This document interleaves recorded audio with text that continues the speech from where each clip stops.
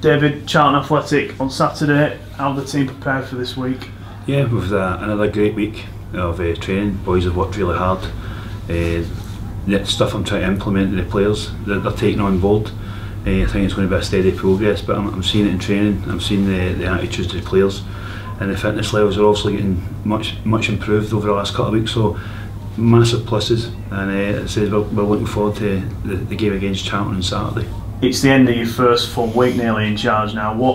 What's the differences? What have you seen from this week to that week? You'll know a lot more about the squad now, won't you? Yeah, of course. I think obviously the game at Blackpool would be a bit disappointing how it finished, but I think for the 86 minutes we played really well, even up to 3 mistakes. It's cost us a game, but the players they look sharper, they look fitter.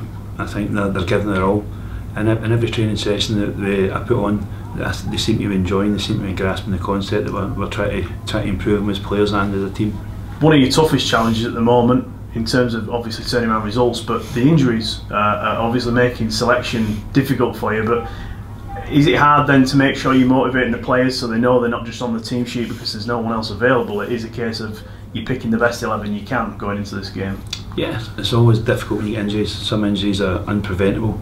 I think hamstrings and calves and groins, muscle injuries are a wee bit more frustrating. But as I said, the players who are in the squad is the players that I concentrate on during the week. They're the ones that's going to play on Saturday. And I say to every player since I've come in that the fit players will get a chance and opportunity, and when they play, and if they play and you pick up results, then they'll stay in the team. So it's frustrating at this moment in time with the injuries we do have, but hopefully over the next couple of weeks we'll get some of the players back in the squad. As you said, it will take some time to get your stamp on it, so to speak, but in that time you'll get players coming back as well, so competition for places will suddenly become very high quite quickly. Yeah, of course it will. I think we've got a very good squad. When you look about at the depth we have, or the injuries aside, it might be a wee bit thin just now, but once everybody's back and everybody's fit, I'll have a very good squad of players to choose from, and it's this moment in time, the results, is trying to get results just now whilst everybody's injured, and when we get everybody back then it'll be fantastic competition for places in the team. What are Charlton going to bring to Valley Parade on Saturday? I know Lee well. I played with him at Leeds, and he's been in management over the last 6 months. He's done really well. They've got a good side. They try and play football, which I would expect them to play, and they've had some good results away from home. So we know it's going to be a tough challenge, but it's a game I'm really looking forward to. The players are looking forward to it, and obviously it's the first home game at Valley Parade, so we're looking for a big crowd and vocal to make sure they can back the players on Saturday.